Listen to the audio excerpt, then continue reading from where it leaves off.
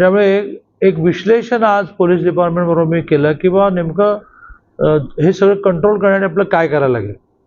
त्याच्यामध्ये एक मुद्दा आग्रहाने मी मांडला आणि जो गेले काही महिने कलेक्टर महोदय, मी आणि एस पी महोदय एकत्र बसून त्याच्यावर अंमलबजावणी पण करतो आहे की जी शस्त्र परवाने मोठ्या प्रमाणावर जिल्ह्यामध्ये आहेत, तर शस्त्र परवान्यांचा एकदा धुंडाळा घेतला पाहिजे.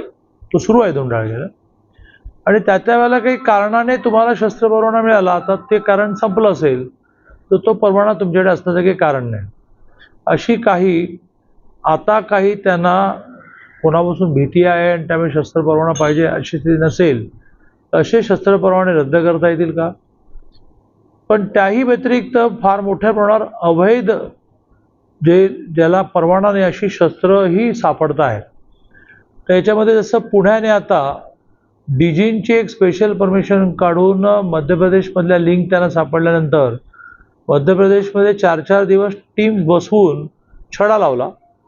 तशाच प्रकारची परवानगी आपण डीजींकडे सांगलीच्या विषयात मागतो आहोत की आम्हाला बॉर्डर क्रॉस करून राज्याच्या बाहेर याच्या काही लिंक सापडत आहेत ज्याच्यामध्ये परवाना नसणारी शस्त्र ही शहरात जिल्ह्यामध्ये येतात आणि त्याच्या आधारे गुंडगिरी चालते.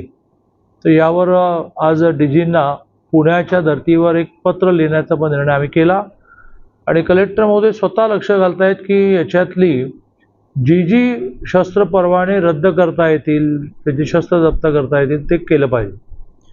दुसरा महत्त्वाचा मुद्दा की ज्यांच्यावर पोलीस डिपार्टमेंटने सगळ्या प्रकारच्या ॲक्शनचे प्रस्ताव पूर्ण केलेले आहेत, ते प्रस्ताव घाईने आपल्याला थ्रू करता येत नाही, कारण पुन्हा एकदा कोर्टामध्ये हा मुद्दा येतो की तुम्ही त्यांना त्यांची बाजू मांडण्याची वेळ